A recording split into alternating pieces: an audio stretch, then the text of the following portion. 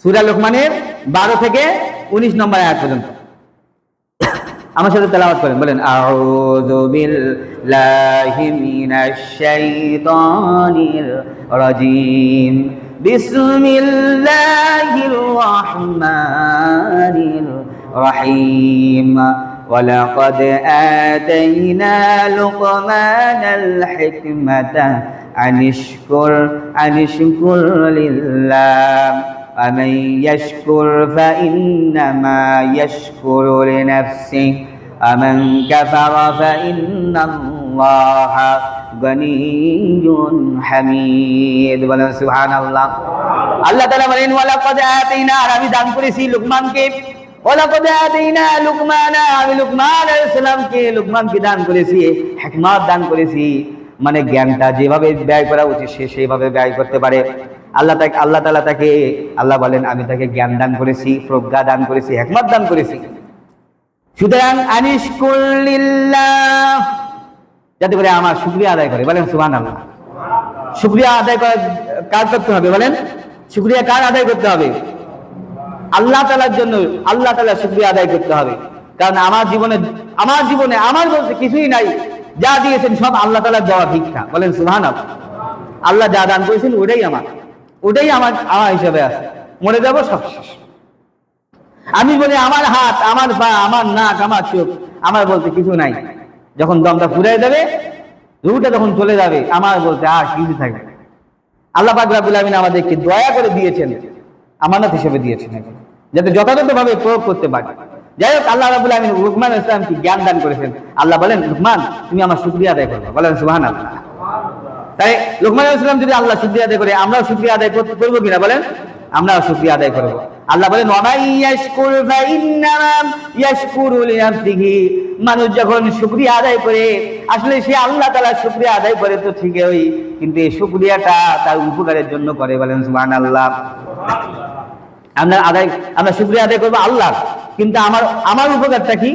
আল্লাহ বলেন এই শুকরিয়া আদায় করার কারণে আমি খুশি হয়ে যাই। বলেন সুবহানাল্লাহ। আমি খুশি হয়ে যে নিয়ামত দান করেছি তার চেয়ে হাজার কোটি কোটি গুণে তাকে নিয়ামত আরো বাড়িয়ে দেয়। বলেন সুবহানাল্লাহ। তাহলে শুকরিয়া আদায় করলাম আল্লাহর, উপকার হলো কার? বলেন আমাদের। উপকার কার হলো? আমাদের হলো।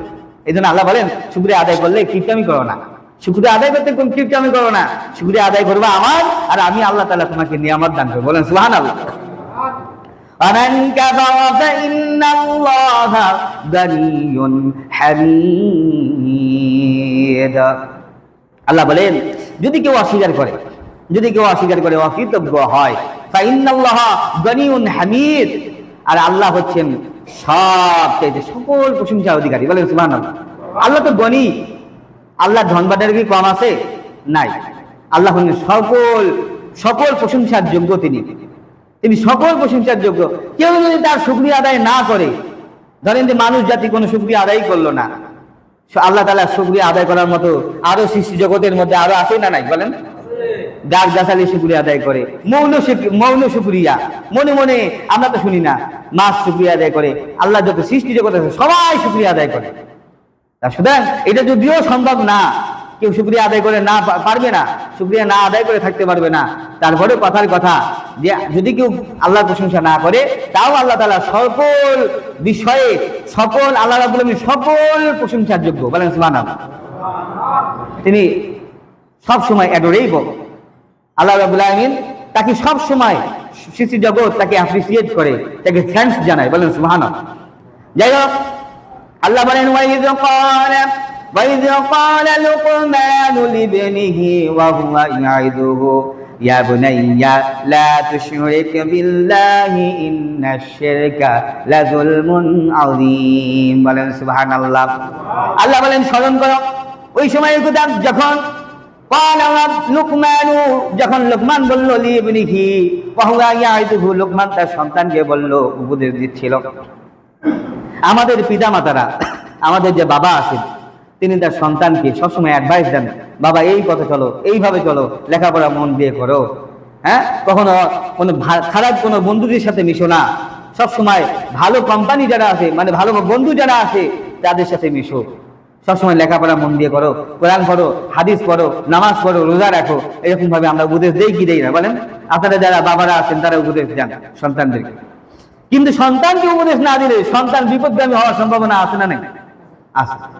আল্লাহ রাব্বুল আলামিন এই যে তার যে বান্দা লোকমান আলাইহিস সালাম, তিনি তার সন্তানকে উপদেশ দিচ্ছিলেন, এমন উপদেশ দিচ্ছিলেন আল্লাহ তাআলা পছন্দ হয়ে গেল। বলেন সুবহানাল্লাহ।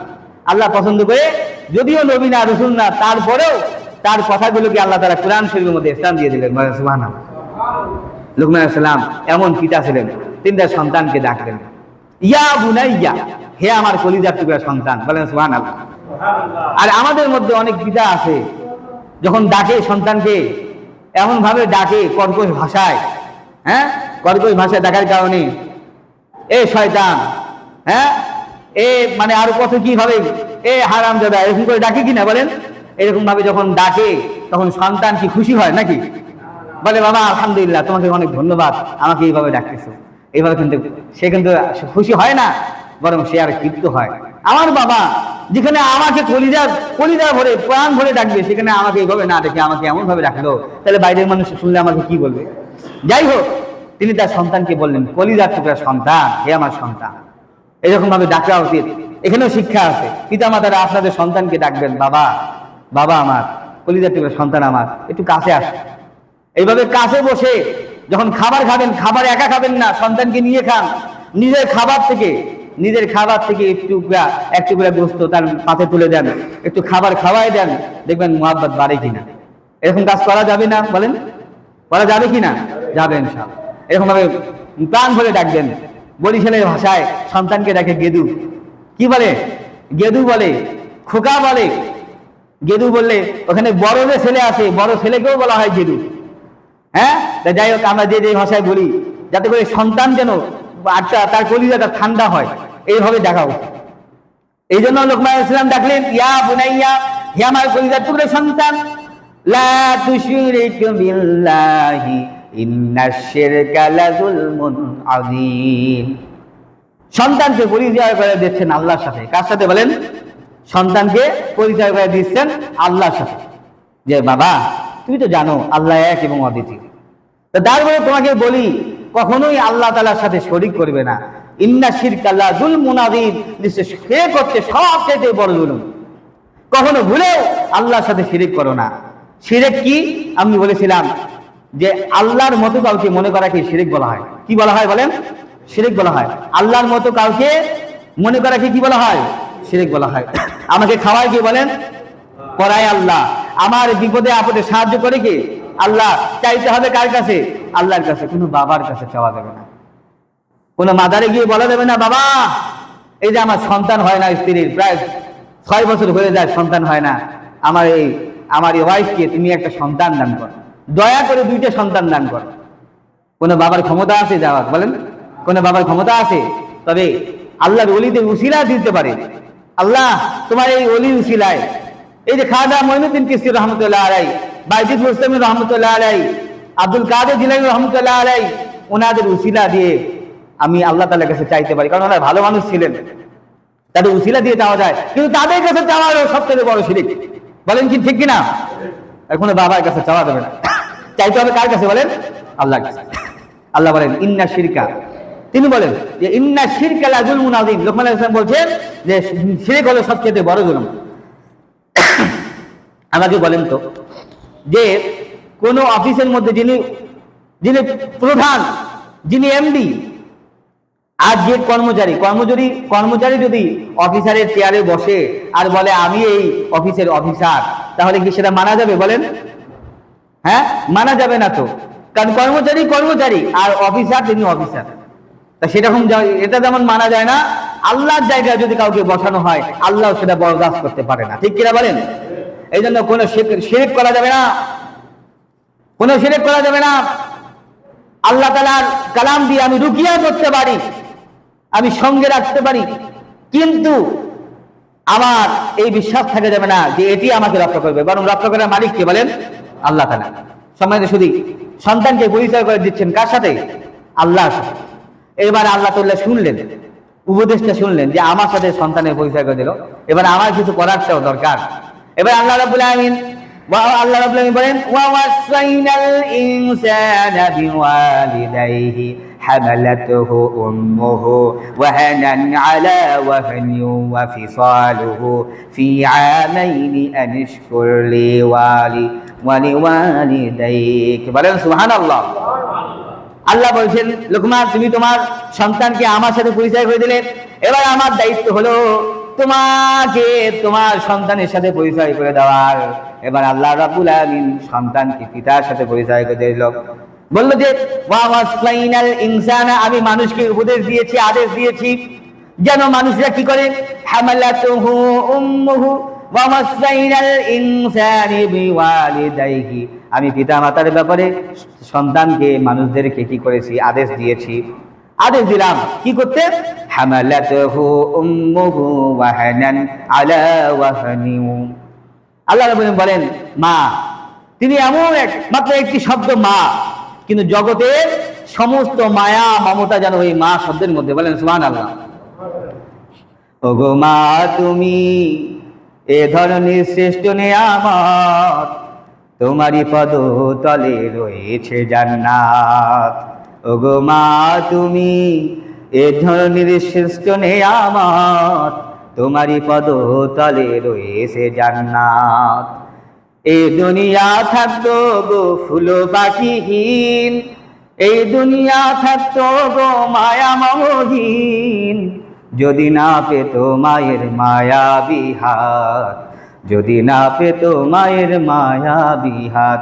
ওগো মা তুমি এই ধরনের শ্রেষ্ঠ নেয়ামত, তোমারই পদ তলে রয়েছে জান্নাত। বলেন সুবহানাল্লাহ। নবী সাল্লাল্লাহু আলাইহি ওয়াসাল্লাম বলেন তোমার পিতা মাতার পায়ের নিচে তোমার সন্তানের বেহেশত। বলেন সুবহানাল্লাহ। তোমার পিতা মাতার পায়ের নিচে তোমার বেহেশত। পায়ের নিচে মানে কি, মা বাবার যে পায়ের নিচে ধুলা, সেই ধুলার মধ্যে মাথা ঠেকে দিলে হবে না? নবী সাল্লাল্লাহু আলাইহি ওয়াসাল্লাম বলছেন যে তার পায়ের নিচে মানে মনে হচ্ছে তুমি যদি তার খেদমত করো, তার কথা মানো, তাহলে তোমার পিতা মাতাই তোমার জন্য জান্নাত হয়ে যাবে। বলেন সুবহানাল্লাহ। আর যদি মা বাবাকে অবহেলা করো, মায়ের মনে কষ্ট দাও, বাবার মনে কষ্ট দাও, তাহলে এই পিতা মাতাই তোমার জন্য জাহান্নামে যাওয়ার কারণ হয়ে যাবে। ঠিক কিনা বলেন? তাহলে মা বাবার সেবা করতে হবে কিনা? সেবা করতে হবে। আল্লাহ রাব্বুল আলামিন বলেছেন উম্মুহু হামালাতুহু উম্মুহু, মা তার সন্তানকে গর্ভে ধারণ করে, গর্ভে ধারণ করে। গর্ভে ধারণের যে কি কষ্ট সেটা মাই বুঝে। যারা স্বামী আছে স্ত্রীর পাশে যখন থাকে, শুয়ে থাকে, দেখে যে রাতের গভীরে 3টা নাই 4টা নাই, হঠাৎ করে উঠে যায়, পেটের ব্যথা, এদিকে পেটের মধ্যে সন্তান লাথি মারে, চিৎকার দিয়ে উঠে চোখ দিয়ে পানি পড়ে যায়, তারপরেও একবারও অভিশাপ দেয় না। বলেন সুবহানাল্লাহ। আল্লাহ কি দয়া রেখেছেন! আল্লাহ এই 100 ভাগের মধ্যে 1 ভাগ দয়া খালি দিয়েছেন দুনিয়ার মধ্যে। এই দয়ার কারণেই সন্তানের এত লাথি গুলি খেয়েও মা অভিশাপ দেয় না, দয়ার আদরের মধ্যে, চাদরের মধ্যে রাখে। বলেন সুবহানাল্লাহ।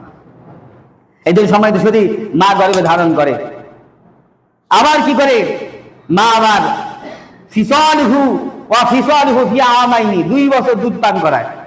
কয় বছর বলেন? মায়ের এক ধার দুধের দাম কাটিয়া গায়ের চাম, পাহাপুর বানাইলেও ঋণের শোধ হবে না, এমন দরদি আমার কেউ ভাবে না আমার মা গো। বলে সুবহানাল্লাহ।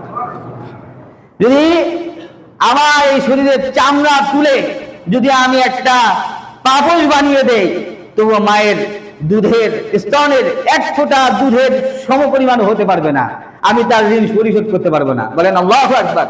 এক সাহাবী এসে রাসূলের দরবারে এসে বললেন, ইয়া রাসূলুল্লাহ, আমার কাছ থেকে সবচেয়ে ভালো ব্যবহার পাওয়ার যোগ্যতা কে রাখে? তা নবী সাল্লাল্লাহু আলাইহি ওয়াসাল্লাম বললেন তোমার মা। তাই বললেন অতঃপর আবার কে রাখে? এরপর কে রাখে? নবী বললেন যে তোমার মা।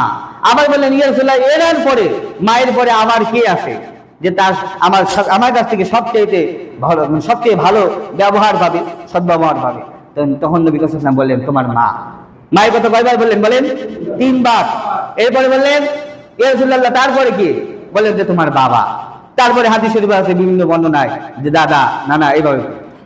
কিন্তু প্রথমে 3 অবস্থায় 3 বারে বললেন মায়ের কথা, 1 বারে বললেন বাবার কথা। মায়ের কথা 3 বার বললেন কেন? যে মা তার সন্তানকে কি করেছে? গর্ভে ধারণ করেছে। কি করেছে বলেন? গর্ভে ধারণ করেছে। গর্ভে ধারণ করার পরে কষ্ট করেছে, কষ্ট সহ্য করতে করতে আবার এরপরে আবার প্রসব করেছে। যখন সন্তানটাকে ডেলিভারি হলো, এই সন্তানটা ডেলিভারি যখন হয়ে যায়, মায়ের মনে কি কষ্ট, কত অনেক ওয়াট, কয়েকশো ওয়াট, এই কয়েকশো ওয়াটের এই যে কষ্টটা মা সহ্য করে। মা একটা সময় বলে, স্বামীকে বলে যে ভালো থেকো, আমার জন্য দোয়া করো। হয়তো বা থাকতেও পারি, নাও থাকতে পারি। স্বামী বংশই দিয়ে দেয়, বংশই দিয়ে দেয়, বলা যায় না কখন কি হয়ে যায়। নিজের জীবনের রিস্ক নিয়েও তারপরেও সন্তানটাকে ডেলিভার করে। বলেন সুবহানাল্লাহ। সম্মানিত শুধু এই জন্য মায়ের মনে আঘাত দেওয়া যাবে না, মায়ের মনে কখনোই ব্যথা দেওয়া যাবে না। এরপরে সন্তানটা যখন জন্মগ্রহণ করলো, 2টি বছর আবার তাকে দুধ পান করিয়েছে মা। বলেন সুবহানাল্লাহ। এই জন্য মায়ের মনে কষ্ট দিলে সে জীবনেও আগাতে পারবে না, মায়ের মনে ব্যথা দিলে সে জীবনে বড় হতেও পারবে না। কারণ আল্লাহ বেনারাজ, আল্লাহ তাআলা বেজার হয়ে যাবেন, তিনি নারাজ হয়ে যাবেন ওই বান্দার উপর। সম্মানিত শুধু আল্লাহ তাআলা বলছেন, এটা কিন্তু আল্লাহর বক্তৃতা, আল্লাহর বক্তব্য দিচ্ছেন যে মা তার সন্তানকে 2 বছর দুধ পান করায়, আনিশকুরলি ওয়া ওয়ালিদাইক, যে এখন তোমরা কি করো, আমার শুকরিয়া আদায় করো, আমি আল্লাহ রাব্বুল আলামিন তো তোমার মাকেও সৃষ্টি করেছি। বলেন সুবহানাল্লাহ। এই সব কিছু সৃষ্টি করেছি, আমি সব কিছুর আঞ্জাম দিয়েছি, আমার শুকরিয়া আদায় করো। ওয়ালিদাইক, তোমার পিতা মাতার শুকরিয়া আদায় করো। ইলাইয়াল মাসির, তোমরা একটা সময় আমার কাছে ফিরে আসবে। কার কাছে ফিরে যাবো বলেন? আল্লাহর কাছে ফিরে যাবো। আল্লাহ বলেন ওয়াইন জাহাদাকা আলা আন তুশরিকা বিমা লাইসা লাকা বিহি ইলম। কিন্তু অনেক সময় দেখা যায় সন্তান ইসলাম ধর্ম গ্রহণ করেছে, কিন্তু পিতা মাতা বিধর্মী হয়ে গেছে। আছে না এরকম? আছে না? মা বাবা কি হয়ে গেছে, মা বাবা হিন্দু আছে কিন্তু সন্তান ইসলাম ধর্ম গ্রহণ করেছে। এখন তাহলে কি হবে? এমনকি পিতা মাতা যদি বলে যে ইসলামের এই কাজটা করো না, তুমি খাও, শুকরের গোশত খাও, একটু গরু প্রসাদ খাও, একটু আসো তুমি আমার ওই যে প্রতিমা পূজার ওখানে যাও, একটু ওখানে একটু প্রসাদ খাও। হিন্দু মানুষ প্রসাদ খাওয়ার জন্য বললো। যদি ইসলামের বাইরে কোনো বর্হিত কাজ বলে, আল্লাহ বলেন তোমার পিতা মাতা যদি ইসলামের বাইরে কোনো কাজ করতে বলে তাহলে সেটা করো না। তাহলে সেটা করা যাবে? বলেন করা যাবে না। কিন্তু আল্লাহ বলেন ওয়াসাহিবহুমা ফিদ দুনিয়া মারুফা, তবে তো একটা কাজ করতে পারো, তাদের সাথে ভালো ব্যবহার করো। দেখেন, পিতা মাতা যদি হিন্দুও হয়, খ্রিস্টানও হয়, বৌদ্ধ হয়, কিন্তু আমি যদি মুসলমান হই, তারপরে ইসলামের হুকুম হচ্ছে সেই পিতা মাতার সাথে ভালো ব্যবহার করতে হবে, তার সাথে উত্তম আচরণ করতে হবে, ভালো কথা বলতে হবে, ভালোভাবে কথা বলতে হবে, বেয়াদবি করা যাবে না। এবার আল্লাহ রাব্বুল আলামিন বলেছেন ওয়াত্তাবি' সাবিলা মান আনাবা ইলাইয়া, যে ব্যক্তি আমার পথে আসে, যারা আমার অভিমুখে আসে, তাদের অনুসরণ করো। অর্থাৎ নবী ওলি যেই পথে ছিল, আল্লাহর ওয়ালা ব্যক্তিরা যেই পথে তোমরাও থাকো সেই পথে। বলেন সুবহানাল্লাহ। নবী রাসূল যেখানে আমরা আছি, আল্লাহ ওয়ালা ব্যক্তি যেখানে আমরা আছি, সেখানে আল্লাহ তাআলা বক্তব্য হলো এটাই। আল্লাহ বলেন সুম্মা ইলাইয়া মারজিউকুম ফাউনাব্বিউকুম বিমা কুনতুম তা'মালুন।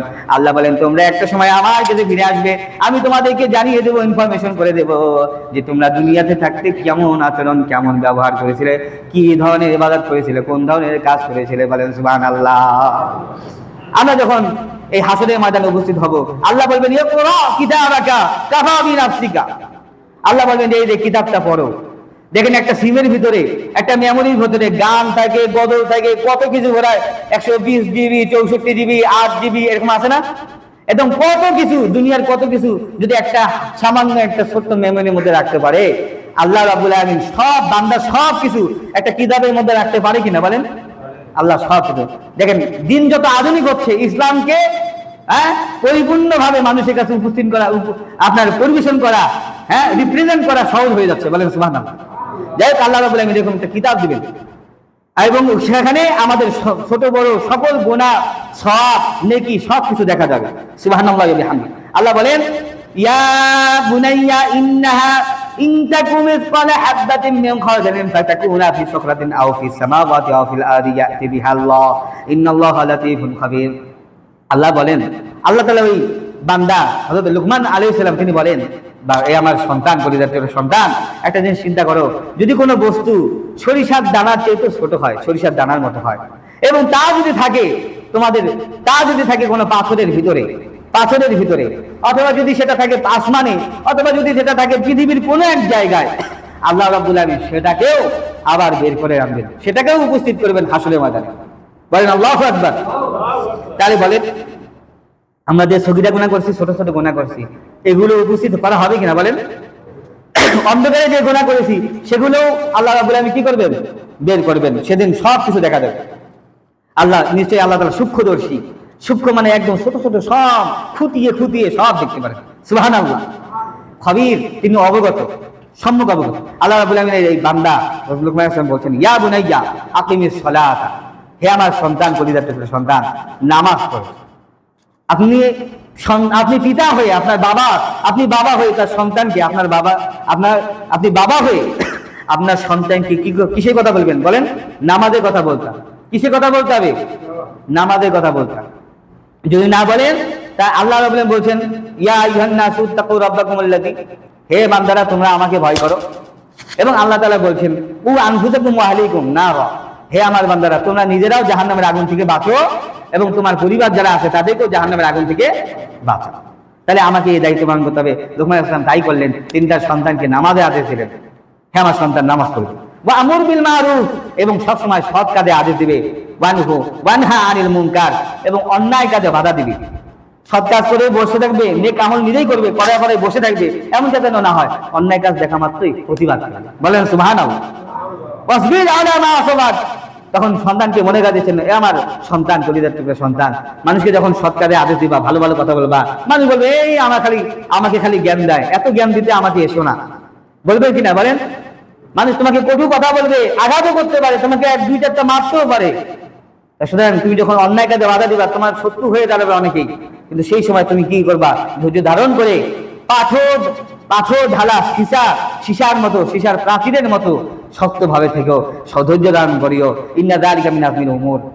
হ্যাঁ, যাই হোক, আল্লাহ রাব্বুল আলামিন হচ্ছে সকল বিষয় তিনি কিন্তু সবকিছু জানেন, তিনি সবকিছু অবলোকন করেন।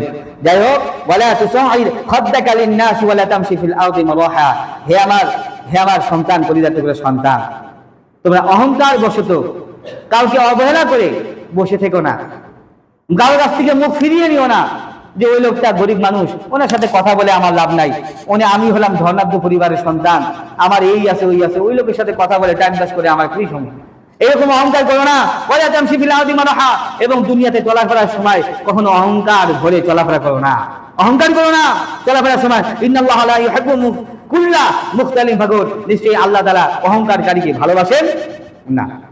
আল্লাহ রাব্বুল আলামিনের এই বান্দা হযরত লুকমান আলাইহিস সালাম বলেছেন, ওয়াকসিদ ফি মাশইকা ওয়াগদুদ মিন সাওতিক।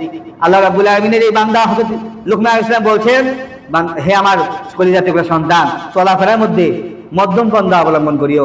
এমন ভাবে হেঁটো না যে তুমি রাজা বাদশার ছেলে, আবার এমন ভাবে হয়ে যাও না তুমি দুর্বল, এমন না, বরং মধ্যম পন্থা অবলম্বন করো। চলাফেরায় কাউকে কোনো কষ্ট দিও না, কারোর সাথে অহংকার প্রদর্শন করিও না। ওয়াগদুদ মিন সাওতিক, তোমার গলাকে উঁচু করে দিও না, সবসময় মানুষের কৌপুর ভাষায় কথা বলিও না, মানুষের সাথে বেয়াদবি করবে না কথা দিয়ে, সবসময় নিচু স্বরে কথা বলিও। বলেন সুবহানাল্লাহ। ইন্না আনকারাল আসওয়াতি লা সাওতুল হামির। হ্যাঁ, সবচাইতে আল্লাহ এই লুকমান আলাইহিস সালাম বলছেন, নিশ্চয়ই গাধার যে আওয়াজ আছে, গাধার যে গলার আওয়াজ, এটা হচ্ছে সবচেয়ে খারাপ একটা কর্কশ আওয়াজ, সবচেয়ে অপছন্দনীয় আওয়াজ। গাধা যখন ডাকে, এর ভাষাটা দেখবেন, ওর ডাকাটা দেখবেন, এমন জোরে জোরে ডাকে এবং কর্কশ লাগে, কানে যে খাস করে লাগে। এরকম গাধার মতো চিল্লায় চিল্লায় কথা বলা যাবে? বলা যাবে না। এইখান থেকে আমরা অনেকগুলো শিক্ষা পেলাম। আমরা আপনাদের সন্তানকে এইভাবে করে উপদেশ দিবেন, কারণ সন্তানকে উপদেশ না দিলে তাহলে কিন্তু সন্তানকে মিসগাইড হয়ে যাবে। আপনি সন্তান একটা ভুল করে বসেছে, তাকে সমাধান করার চেষ্টা করেন, সংশোধন করার চেষ্টা করেন। তাকে যখন আপনি যদি বাড়ি থেকে বের করে দেন, ওই ছেলেটি আজকে কোন একটা ভুল করেছে, এই ভুল করার পর যখন তাকে বের করে দিলেন, একটা সময় বন্ধু বলবে, এই কি হয়েছে? বাসা থেকে বের করে দিছে, বাসা থেকে বের করে দিছে, অনেক দুঃখ, তাই না? হ্যাঁ, দুঃখ যেহেতু আসে, এই জন্য সিগারেট সিগারেট খেলে টেনশন দূর হয়ে যাবে। এই যে সিগারেট ধরা দিল, সিগারেটটা খেতে খেতে একটা সময় গাঁজা, তারপরে আফিম, তারপরে হিরোইন, তারপরে বাবা, এইভাবে করে সে এমন পর্যায়ে চলে যায়, তারপরে তাকে পাগল উন্মাদের মতো হয়ে যায়। তাহলে বলেন, এরকম সন্তান কি আপনারা চান কি? চান না। তাহলে সন্তানকে সবসময় ভালো উপদেশ দিবেন, যেন সন্তানটা ভালো থাকে। আপনি বুকে আগলায় রাখবেন, ভুল করে বসে সমাধান করার চেষ্টা করবেন। যদি না পারেন, আমাদের সমাজের মধ্যে বেশ কিছু ভালো মানুষ আছে, নেতা